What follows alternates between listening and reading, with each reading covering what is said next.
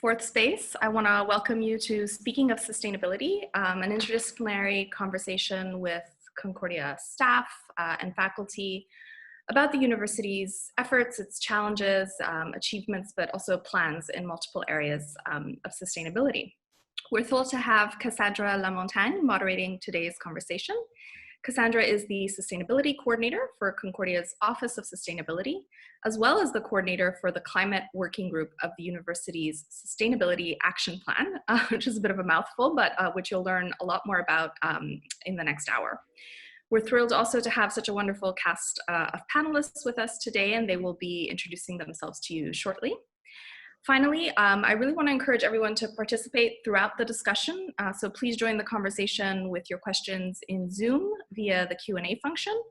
If you're watching on Facebook, please feel free to ask your questions in the comments under this very video, and we'll do our best to get them to the panelists throughout.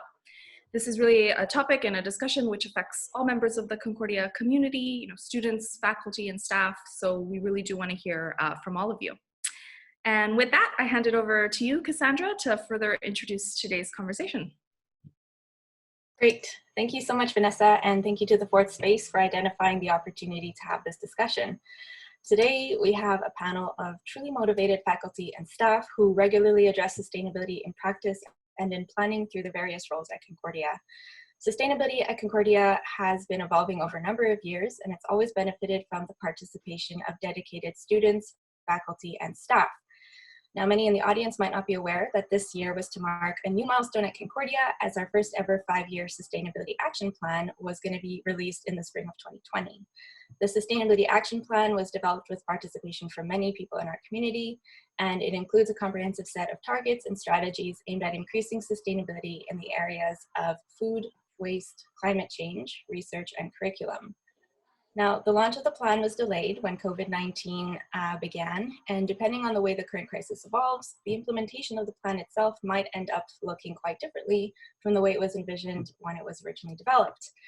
So each of the panelists here today have taken an active role in shaping the plans and in engaging with economic, social, and environmental sustainability at Concordia.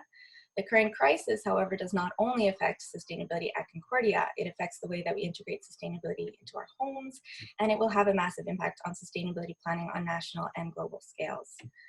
Over the next hour, our panelists will wrangle with sustainability at these 3 scales: home, Concordia, and the world, and will share their thoughts on the new challenges and opportunities facing sustainability action.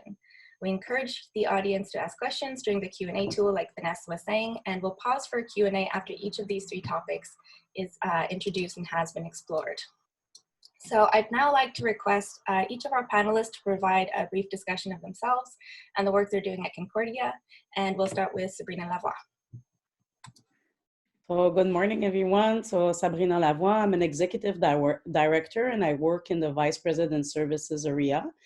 I've been working very hard with my colleague Cassandra on consolidating the sustainability plan for the university.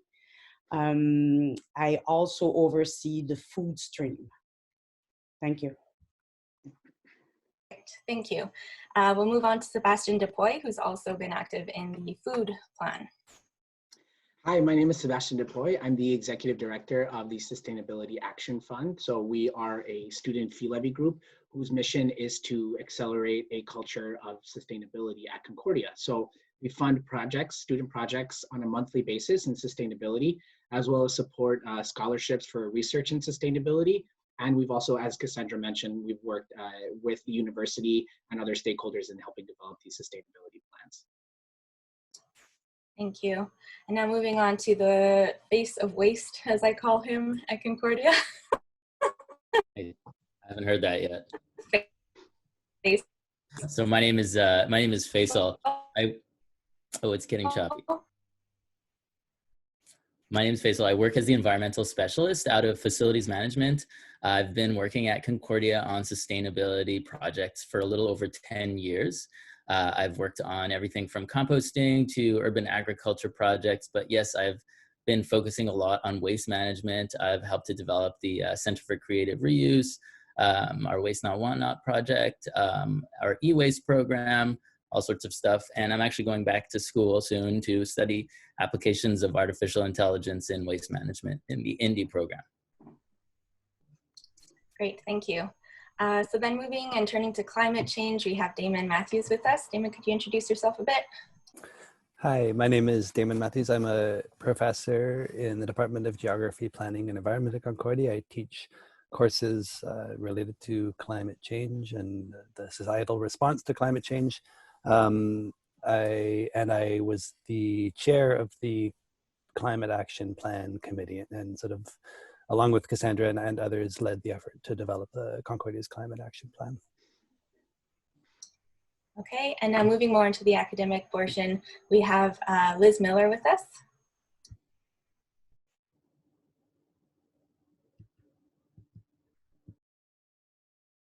Hi, my name is Liz Miller, and I am the faculty representative of the University's Sustainability Advisory Committee. I'm also a full-time faculty in communication studies and a filmmaker, and most of my work is about issues around sustainability, environmental justice, and I teach classes such as, I'm teaching a new class that's called Wastescapes that I'm planning this summer, which is an immersive bike tour to some of the wastescapes throughout Montreal that I'm working actively with Faizal on. And I also teach classes such as the politics of food and film, media and the environment, and really feel like I look closely at how communication is a critical aspect of ensuring sustainability. Nice, thank you. And last but certainly not least, we have Rebecca Titler. Hi, sorry, took me a second to find the unmute. My name is Rebecca Titler. I wear many hats here at Concordia. I teach in the biology department, I teach ecology, I teach in the geography department sometimes, and I teach at the Loyola College for Diversity and Sustainability, a course on biodiversity studies. I'm also the coordinator and the academic advisor for the Loyola College for Diversity and Sustainability, which currently offers the only sustainability curriculum at Concordia. We offer minors and elective groups in sustainability studies and also in diversity studies. I also am the coordinator of the Loyola Sustainability Research Center, which is a network of about 60 researchers now working at Concordia and beyond on sustainability issues, really across disciplines.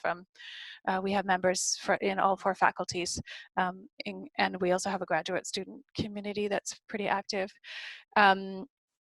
I have also been the coordinator on the committee that was tasked with putting together the research subplan of the Sustainability Action Plan of Concordia University. Great, thank you all so much. So turning now to the topic of sustainability in the home. It's not always easy to integrate sustainability behaviors into your daily life, and it can certainly be more difficult when faced with the global pandemic and all of the disruption that comes with that. So I'd like to just open it up to all of you and ask you, have any of you encountered challenges in integrating sustainability into your home life? And that could be during the pandemic or beforehand. Or do you even just have any thoughts on the place of sustainability at home during a situation like this one? So we're going to start with Faizal. Great. Yeah, this is a really good question. I mean, obviously everybody is adjusting to the new reality. Being at home, we've talked a little bit about it in an article that was released through Concordia Now about what people can do to be sustainable at home. One of the biggest things I think for people to keep doing is to keep composting, because in terms of waste impact, if you have access to compost in your municipality, compost collection, that's like one of the easiest wins. It's a big impact and it's really easy to do. So we're still composting at home, but then there's the whole, buying cycle. It's changed a lot. And I think that's maybe thrown some people off, right? So some people can't go to the store anymore. Maybe if you're more at risk, you're ordering in, you've got more packaging, more boxes, more cardboard. At my mom's house where I'm staying, we have a lot more cardboard than we used to have. And it's challenging. Actually, the recyclers don't collect the way they used to before, because they're trying not to physically touch the stuff that are not in the bins. So we're basically having to break down boxes and stuff. But yeah, it's challenging. Things are different. I don't know if you've all experienced any challenges in your particular situations. Sebastian? Yeah, well, I think that one part of sustainability from home, and I think this can apply regardless of whether we're in a pandemic or not, are kind of the lesser tangible or quantifiable forms of sustainability. So when it comes to kind of the self, so like your mental health in the face of really what is an ever evolving, unprecedented and uncertain situation. So I think people really focusing on understanding what their personal needs are in terms of dealing with their anxiety or depression or feelings of helplessness during isolation. So forms of self-care are really important. So whether it's meditation, yoga, stretching, breathing exercises, I think these are things that are not really as quantifiable when it comes to sustainability, but I think in a personal sense, it can really help dealing with this uncertain situation. And when we're talking more about food, so that's kind of where I'm coming from. One thing that I've noticed has been really exploding is the need for resilient local systems. So CSA baskets have been on the rise a lot, and I know from a personal sense, it's the high initial cost with CSA baskets has always been, whether it's a deterrent or something that might slow me down to making that initial investment. If you are someone who shares your space with other housemates, I think that cost becomes a lot less. And not only that, but having done a CSA basket the first time this past year, after the first month or so, when you've almost paid it all off, and then you realize that, okay, well, I still have a lot more baskets that I'm going to be receiving, then it really starts to pay itself off and allows you to plan and know that you're getting the best quality food, B, you're stimulating your local economy, and it allows you to plan knowing that you're getting a certain amount, either weekly or bi-weekly. Absolutely. And so that really highlights the fact that especially at a time like this, sustainability doesn't only mean, environmental actions and recycling, but also taking good care of ourselves and our neighbors. Have any of you had any experiences with taking action, either community-based or in your neighborhood, and seeing the kind of things that can happen when people come together at a time like this? Do you have any nice examples that come to mind? Liz is smiling. Perhaps Liz has something. Okay, well, so if any of you in the audience had questions about sustainability at home, please do feel free to send them in. In the meantime, I think, Faizal, you've got something else to say? Yeah, well, just to your question, I mean, maybe not personally, like in this group, maybe we haven't experienced being able to help out, but, I've heard of like the Trash Talk group that we've collaborated with in the past doing, like deliveries of food to people who can't get out of the house. I mean, it's pretty impressive to see what people are doing, just like, students who are not necessarily able to do projects they usually are doing, kind of are rediverting their efforts into helping community members out. And I think that's really important. It speaks to like the kind of the core value, I guess, in sustainability. It's not like this fixation on the environment or anything. It's about helping people, right? And helping the whole community and the whole like ecosystem, right? So I think people who are involved in these things are not one track mind people like eco-fascists or anything. We're people who want to help each other.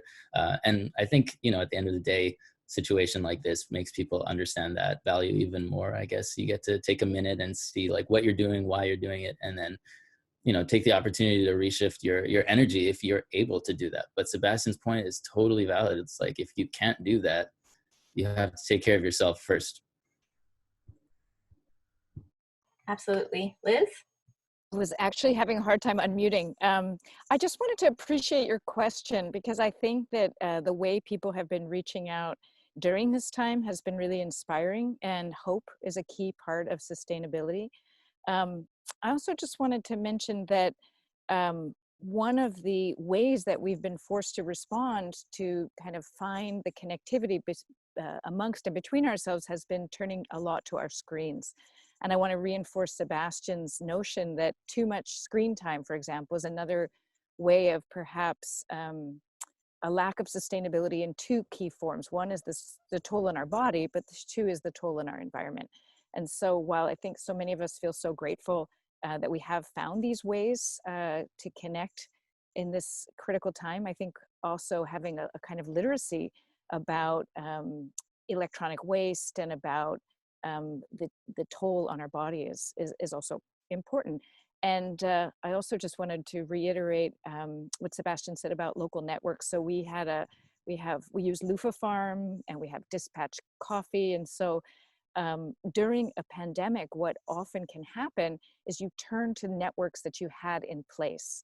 And so strengthening those networks at a time of, during regular times, then makes us even more prepared when we're forced to encounter other circumstances, just like this network that is here today. This is a really powerful network of those of us who care about sustainability at Concordia, and I'm really just delighted to be here. Thank you. Rebecca?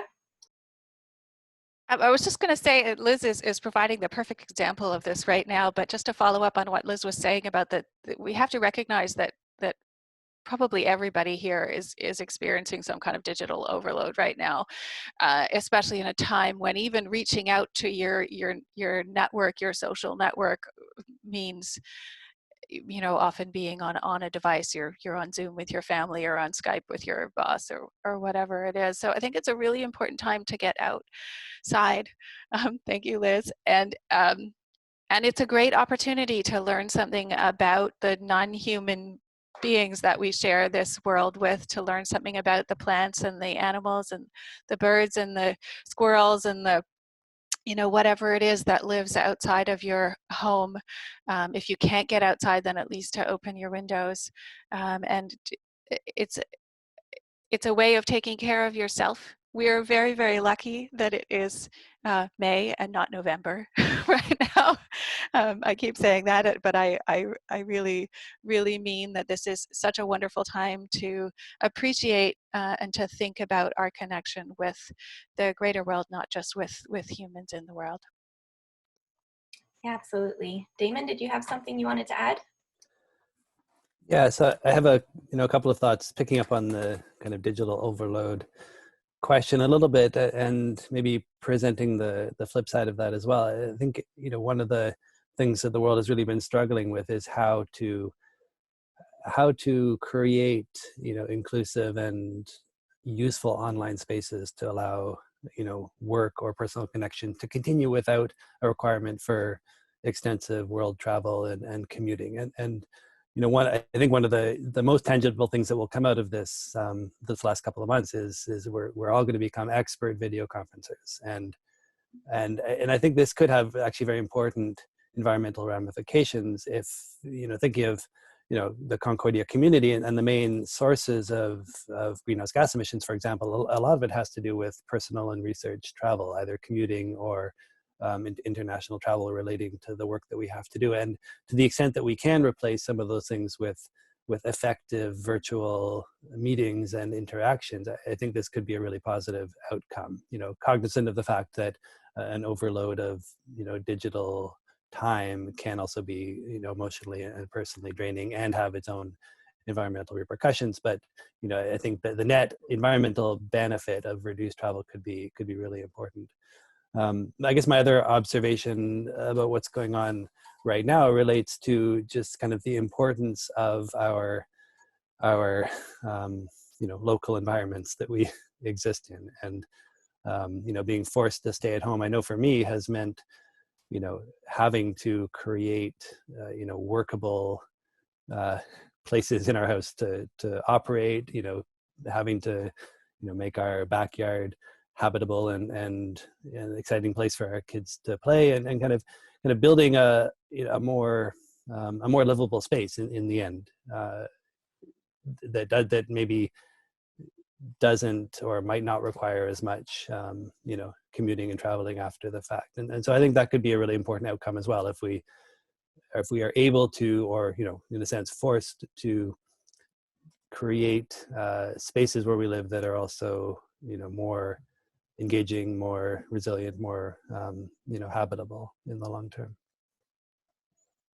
Very much. And that calls to mind the fact that not everybody has that freedom, and not everyone has the financial opportunity to really make their place a good living space, or to even be able to work from home. And so we do have a question from the audience about the redistribution of funds from CERB or other income while other people are struggling during this crisis.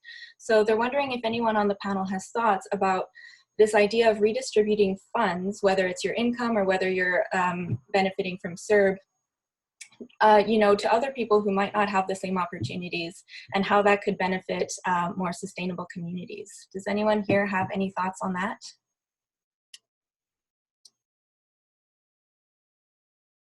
I think it's a nice idea. I don't know. I haven't heard of it before. Have any of you heard of that? I haven't heard of it myself, no. So it's interesting, but as a resource for us who already don't know about this, and maybe the other audience members who also didn't hear about it, they share a link or they share a resource called Share My Check. It's an initiative by the Resource Movement. So anyone who's interested in thinking about that further and checking it out afterwards, and maybe we can share that through email after the panel. Liz? Well, I just want to appreciate the question, because I think part of sustainability is about addressing issues of inequity.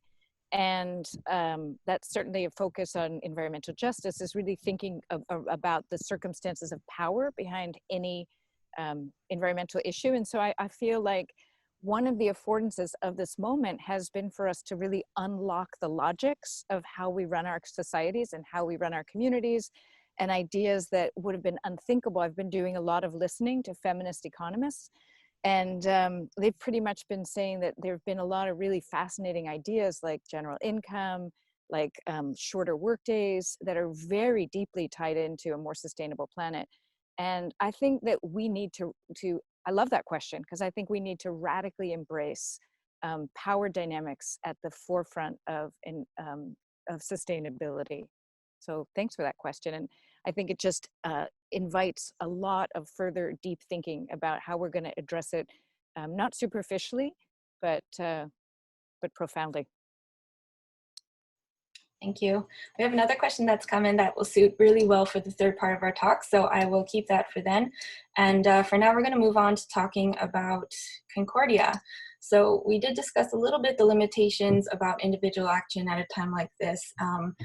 Obviously it's great for us all to be taking action individually, and it will add up, but there's also other scales at work here. So an institution like Concordia can have a large part to play in making that shift, because they can leverage campus programming and operations to be more sustainable. The research that we undertake at the university can contribute meaningfully to sustainability solutions. And of course, the core mandate of the university, teaching and learning, can essentially shape generations of citizens to come.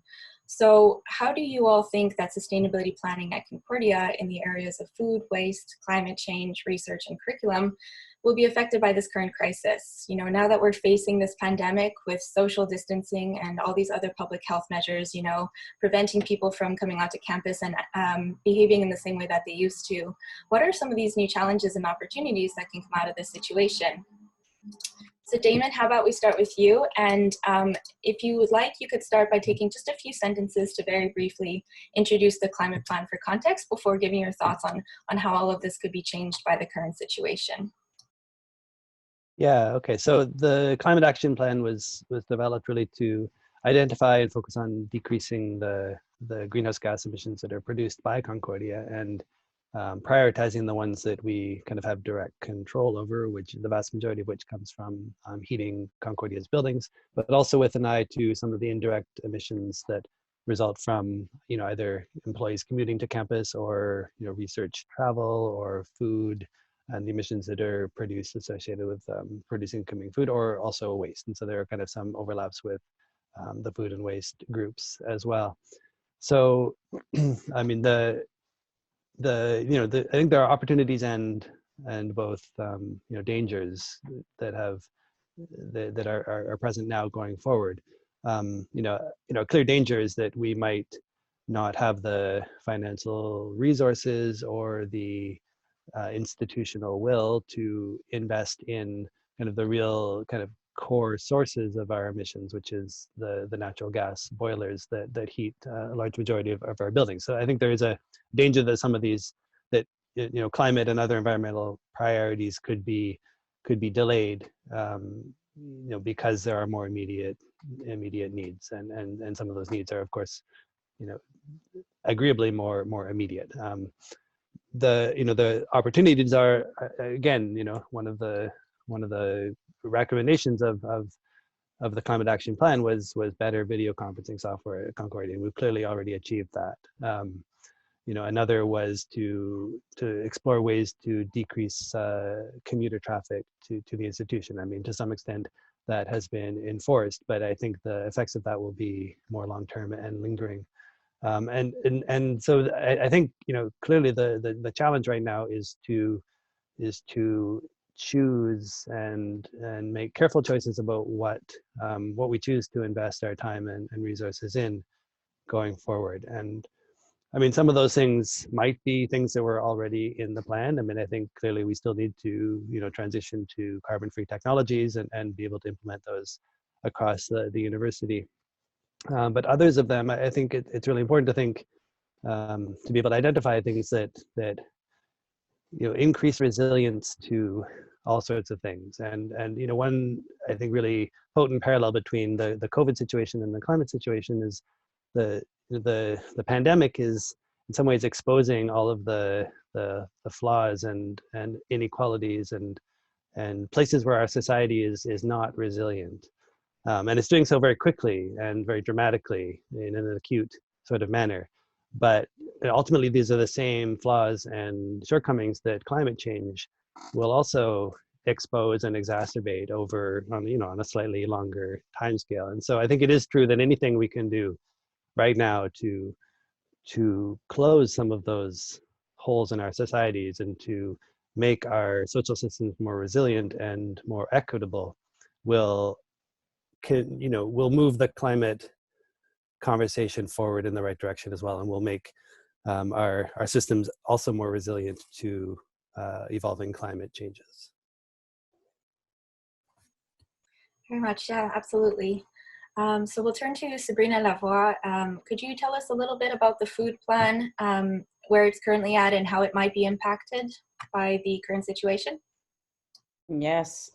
So unfortunately, the COVID situation is bringing a lot of the operations on campus either to a very slow momentum or a complete stall. For example, the communication came out last week that the residents are going to be closed for the year. So as you can imagine, many of the food plan targets were happening in residence, were happening with our food providers on campus. So obviously all of these targets that we set in the plan will be, doesn't mean we cannot work on it, but obviously if the actual provider is not offering any service on campus, it becomes a little difficult. We had also targets on fair trade. It's the same idea. If the volume of transaction and operation on campus is so reduced, it's making it difficult. So if we're looking at the main headings of the food plan, so for example, the food procurement, we're not even sure if, because we know that some research activities will still happen on campus, but all the courses will be online. So we're not even sure what kind of food service will need to be provided to the community. We know it's going to be a very small scale. So food procurement is, it's making it difficult to follow targets. The food variety, so the plant-based, food waste. If there's no event, all the events were canceled on campus until August 31st. And obviously we're not seeing any volume of activities or events, physical events happening on campus either in the fall. So all of this makes it a little bit difficult to meet all of these measurements and targets and everything. It brings opportunities, though. It's kind of the third question, I believe, today. So maybe I can leave it at that for now for the question 2. But we still have in mind to meet all the goals. However, we're not gonna have the opportunity or capacity in order to really action them. So that's the drawback of the COVID experience for us. Yeah, if you did have any opportunities specifically related to the food plan or to food at Concordia, you can definitely talk to that now if you like. Otherwise, you can. Sure. So there's a couple of things in the plan. There's the urban agriculture. There are things that we may be able to achieve in the COVID social distancing matter. There are opportunities of urban agriculture at Loyola. And also I want to highlight all the food emergency resource and all the network that we are planning on growing. I believe that this is a great opportunity to strengthen them and at least solidify all the channels, because we know that some of our students are really hurting by all the crisis right now, all the summer jobs and all of this. So I think that if anything in the plan, we could work on this and try to make these networks and channels stronger. Thank you. So we do have a question coming in, another one that fits really well into the third portion of our discussion, more about the global outlook.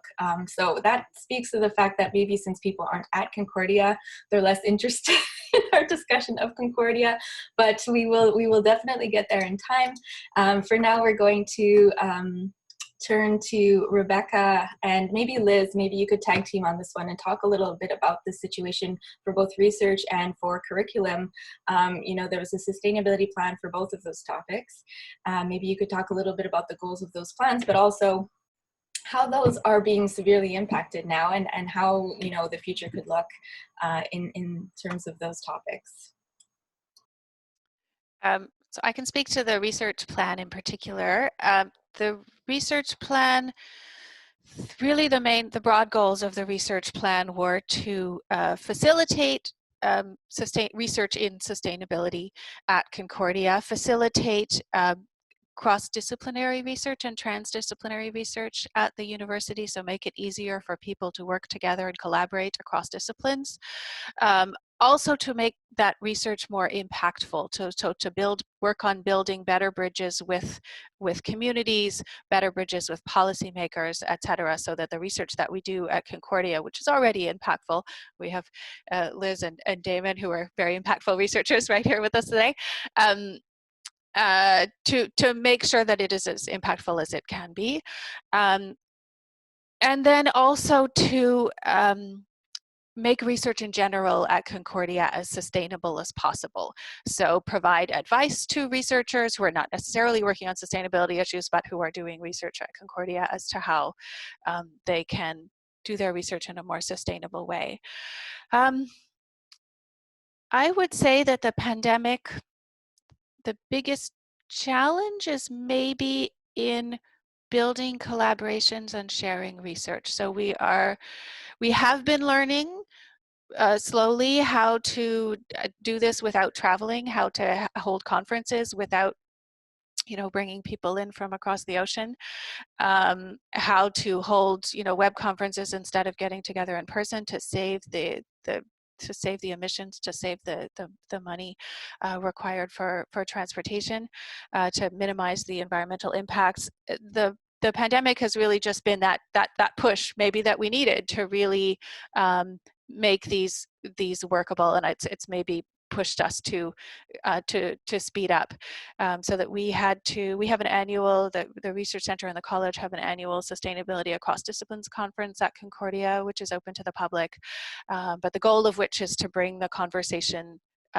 across disciplines. And our conference this year was scheduled for March 16th to 18th, so obviously we had to cancel that, but now we are looking at next year and how we can do that in a post-pandemic world, how we can still get together to share our ideas, share our research, whether that is in some kind of blended model where we have people participating from outside of the city via the net, and some people in the room at distancing, or whether it's a completely online model. We now have really the push to absolutely figure out how we can have conferences about climate change without negatively impacting the climate by traveling. So that's one of the big challenges. So it's really about thinking about new ways to collaborate. But in terms of opportunities, there are so many great research questions right now to address. I'll leave it there. Thank you. Liz, any thoughts? Yeah, I mean, I feel like Rebecca just explained so many key issues that we're all thinking about together.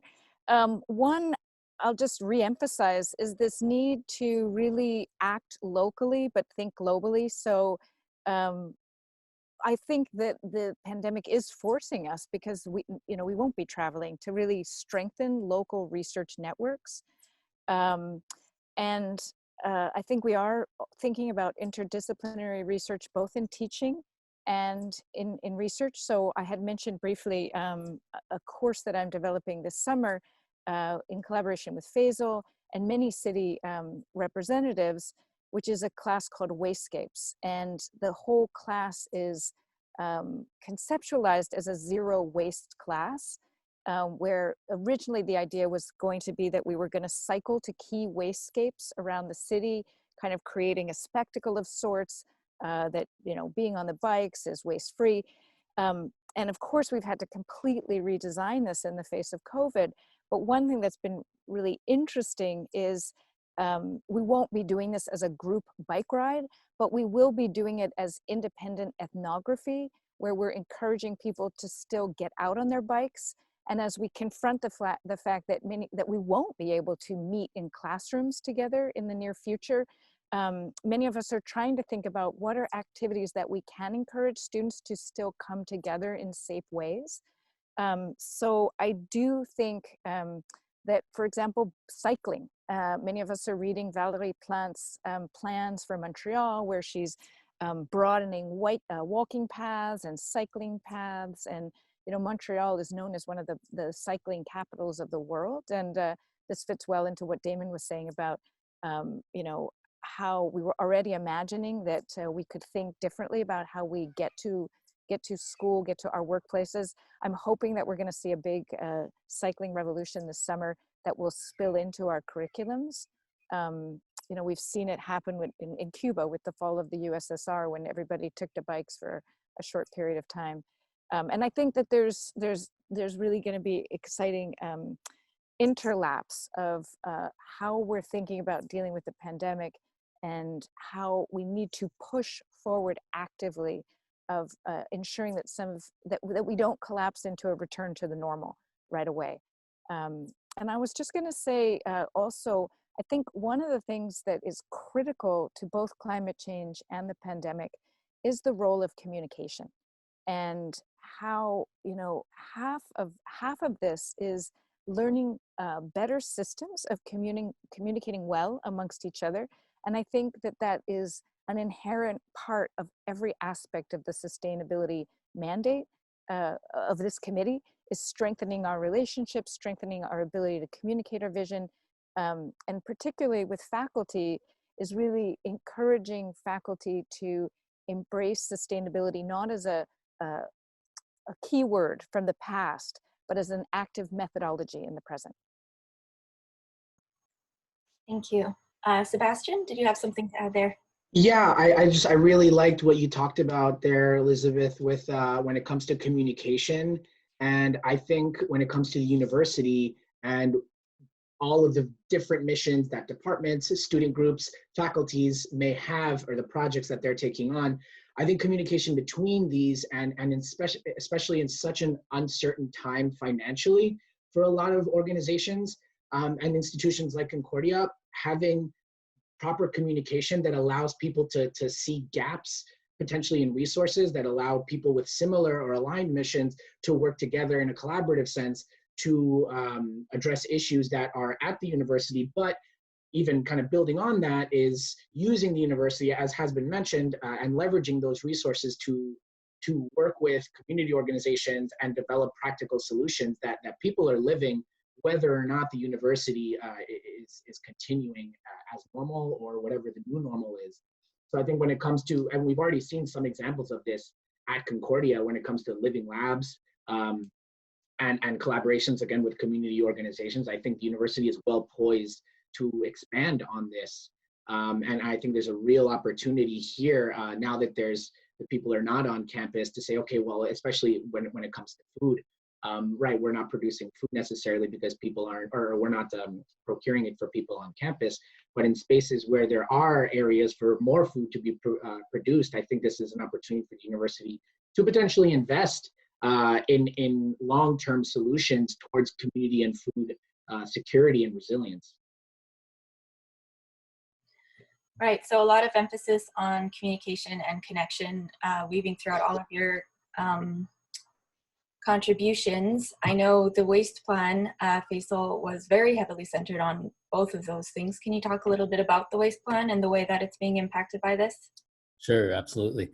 So in our waste plan, we kind of broke down our strategies into 3 sections, and they all kind of revolved around really like metric-oriented objectives, just to try to keep focus on really accomplishing as much as we can with the potential we have at the university, because we're kind of a special place in that over the past number of years, there's been such a density of awesomeness of activity around waste management at Concordia. Just the people involved have been really passionate and have come up with some really cool projects that have gone on to be fairly influential. So really wanted to try to bring that community together as effectively as possible to try to move forward to kind of a new kind of like decade of cool projects. And so one of the ideas was like, okay, we're trying to get to zero waste, which means 90% of materials not sent to landfill or incineration. We don't incinerate, but that's the general concept. And that means recycling, which obviously is problematic, composting, and reuse to try not to do that. And that's kind of a downstream objective, because it's more about thinking about what's going to happen at the end of the lifetime of the material. The other part of it is trying to shrink the waste in half. And that's the more important part, actually, is to try to produce less. And I guess in this pandemic time, it's been kind of interesting because I don't think we've shrunk our waste. I think we've just moved it from particular places where we've been, like in our workplaces and schools and companies, back home. So that's going to be a really interesting shift to observe for now. But things will start again, I guess, in public. They just might not be as active. But I think the overall waste won't by default change. So we'll have to keep that in mind. We'll still have to be strategic and think about what we're producing and how we can curb that. And so regardless of what we're doing in the post-pandemic world, we still need to observe what kind of materials we're producing, try to track it, and then try to see if there's ways to not produce that material in the first place. So I don't think that general philosophy is going to change at all. So whether there's more personal protective equipment or not in a year's time, we're just going to have to observe those things and try to curb that back. Things like certain activities definitely are question marks for a lot of people, like reuse activities have been a conversation point in the public domain. Are they not as safe as disposable activities? And there's definitely some back and forth going on there.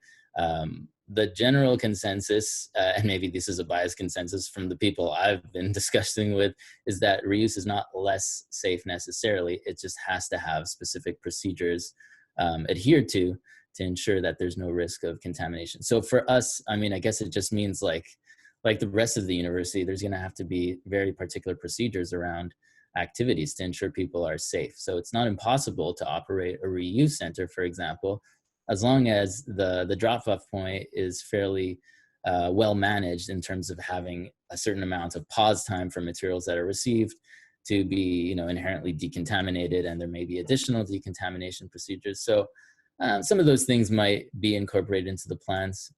We'll see how it goes, but there's definitely big question marks, like Sabrina was saying, around whether event activities will happen, whether we'll need to focus our efforts on those things as much to begin with. Maybe it'll actually be easier to control people at events if they're already in a more controlled setting where they have to be spaced out.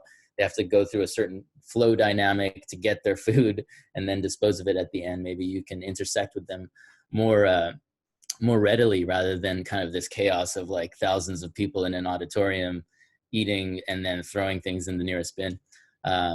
Regardless, like, we're going to be paying attention to the different possible scenarios, mapping them out, and trying to do our best to minimize. So yeah, there definitely will be alterations in the short term for the waste plan. We'll probably focus attention on trying to curb protective equipment like that's unnecessary, try to encourage reusable materials as much as possible, trying not to hand out masks like mad if if we don't need to, we can make them available to people who might be in situations who will need them. But we can certainly try to make reusable available as well. So yeah, that's generally where I think we're going to be. Yeah. Liz? I was just going to reinforce what Faizal said, and also say that, I mean, one of the key sources of waste is overconsumption. And I think there's an opportunity in this pandemic that Rebecca was sort of pointing to, which is we're sort of, and Damon was sort of suggesting, is like, as we remake the spaces in our homes and in our communities, how can we pull out some of sort of consumption as leisure and actually be pointing towards other ways of connecting that don't necessarily imply buying, trading, selling, you know, that are so implicated in waste structures. So going for walks and being outside, which seems so seems so obvious and not always possible. But I do think that you know, we're all kind of looking with worry and concern about the local retail shops and how they will survive.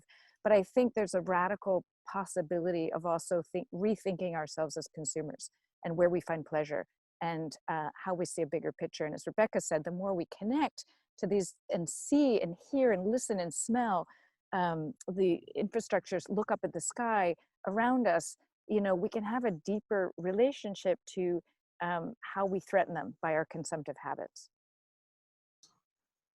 Yeah, and that really brings together a lot of those connection points that people were making. I saw a lot of people talking about how the sustainability plan necessarily will need to kind of expand to reach outside of the borders of campus now. So we talked about how waste is taking place more at home now, how commuting to and from the university is going to be very different, how teaching online and having meetings online are going to be reaching into people's homes more often than they will on campus. Sabrina, you mentioned the fact that we're reaching out to the community with emergency food resources and how that's going to become part of the plan.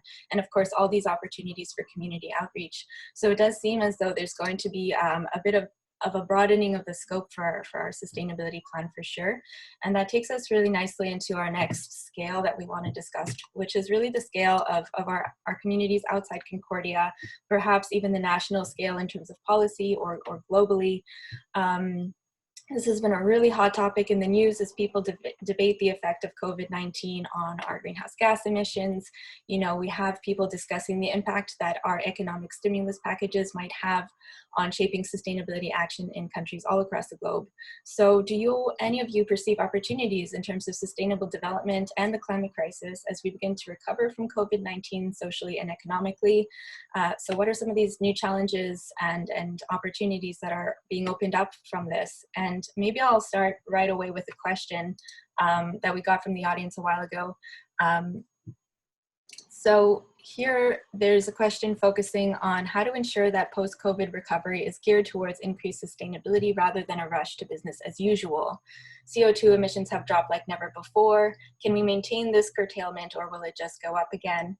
As a fossil fuel producing country, how can Canada use the pandemic as an opportunity to shift to a more sustainable functioning while protecting our most economically vulnerable citizens? So that's very much framing the question that we have right here. And we recently also got a question similar to that.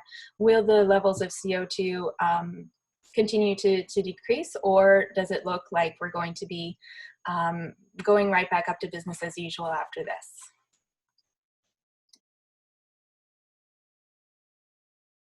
I mean, I can take a stab at the CO2 emissions question. I mean, there was a paper that came out, I think maybe this week or last week, that has kind of quantified the effect of the last 2-3 months on global CO2 emissions. And I think there's some kind of surprising things on a number of levels. One is that the global effect on CO2 emissions has not actually been as large as you might think. And I mean, so compared to the same time last year, global CO2 emissions are down by about 20%, which is in some ways like a huge amount for something that happened over 2 months.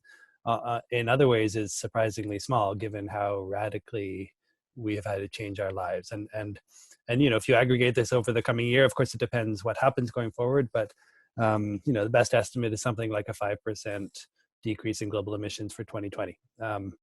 which, you know, takes us back to about year 2005 global CO2 emissions levels.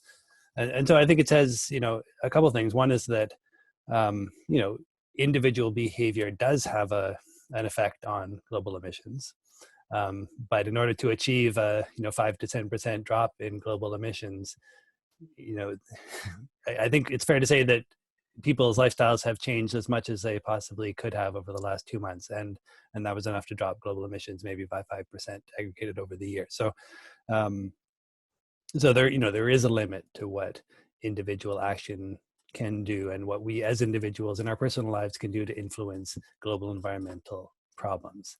And, you know, of course, we're all still continuing to use electricity, and that electricity, you know, here in Quebec comes from hydro, and other places comes from coal. And so, you know, a lot of those, the fact that we are still emitting CO2, you know, speaks to the structural sources of CO2 in our economy that as individuals, we have no power to influence, you know, other than by influencing society to make the systemic changes that are needed to affect those emissions. I mean, there was a question as to whether the emissions rebound might be more damaging than the fact of emissions continuing to increase. And so I would say that that's not the case. It doesn't actually, the scale of emissions decreases and potential rebound over the next few months is not high enough to have any measurable effect on climate.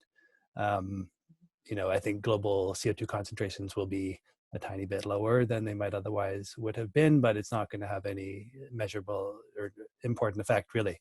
What will be important is to what extent we just go back to our business as usual trajectory, or whatever business was before this all happened, or to what extent we actually you know, implement some of the lifestyle changes and use those and try to amplify those in society around us to slow the growth of emissions going forward. And so some of that will be kind of reduced travel, but a large amount of it is going to have to be you know, top-down changes in how we produce energy and run you know, industrial systems and heat our buildings, which is, you know, Concordia's challenge going forward. Thank you. Faisal, I think you had something to add. Yes, I did. So I think Damon's point's really good, that we've been able to observe the change in carbon dioxide emissions, and obviously it's not as much as people were maybe hoping for, but regardless, you know, it's not even necessarily like a point of hope, because if you restart the economy and then things go back to the same way they were operating before, you get those emissions right back. And people are concerned about kind of an accelerating, you know, emissions period too, which I have no idea if that would happen or not. One of the really interesting questions I've seen recently, posited based on a study relating COVID transmission, like level 2 COVID transmission, which would mean kind of in the air rather than person to person, relating it to pollution, air pollution. And so there's going to be some studies coming out, and there's been this one study at least that shows that COVID can actually be more easily transmitted in more heavily polluted environments, which is kind of a different angle than the kind of conversation that's been happening about COVID and pollution, which is like, is it bad for your lungs? Therefore, when you get COVID, you're more at risk of having a bad case of COVID, or, you know, like it's shut down the economy, so we don't have as many greenhouse gas emissions. That's nice. This is more about the question of how we should open the economy up again, and whether restarting factories, you know, power plants, blah, blah, blah, vehicle emissions would actually aggravate the possibility of COVID sticking around for longer and transmitting more readily. So I think that's still a big question mark. It's not proven enough to show that it's something that would be like a policy factor, but it is a really interesting angle to look at, and kind of speaks to maybe the inherent connections between the way we are as a society, as a world, and why we have pandemic challenges. And the reason they were able to kind of make this correlation is because a lot of the cities that have had the worst case of COVID have obviously the worst pollution, and they can actually measure the quantity of particles that are attaching to some of these pollution particles. But yeah, like I said, this is all kind of a tenuous relationship for now, but I find it pretty interesting and maybe a glimmer of hope. Always good. Rebecca? I just want to say that through all the horror of the pandemic, we also have an incredible opportunity right now to rethink our priorities. And I would say an opportunity that we would not necessarily have gotten without the pandemic, to think seriously about where we're headed in terms of climate, and to rebuild in a positive way. I'm not a policy analyst. I don't know exactly what those ways would be, but I do know that a lot of people are sitting home with a lot of time to think about life, the universe, and everything right now, and that we should be looking for innovation and open to innovation and hopeful that we can make some good decisions, that some good decisions can be made at the top, and that we as citizens can push for good decisions to be made as to how to move forward. And by good decisions, I mean decisions that might address how we generate energy and the emissions, for example, that are produced by different types of energy production. So I think it's a good opportunity to make us think. So one of my students wrote to me, ex-students wrote at the beginning of this pandemic, that Mother Earth has sent us to our rooms to think about what we've done. And I, it's a little bit of a joke, but you can think about this as kind of a wake-up call, a little bit of a wake-up call. Yes, Damon? Yeah, I just wanted to kind of reiterate. I mean, in my last comments, I was kind of perhaps downplaying the kind of power of individual action, but I think I want to also emphasize that there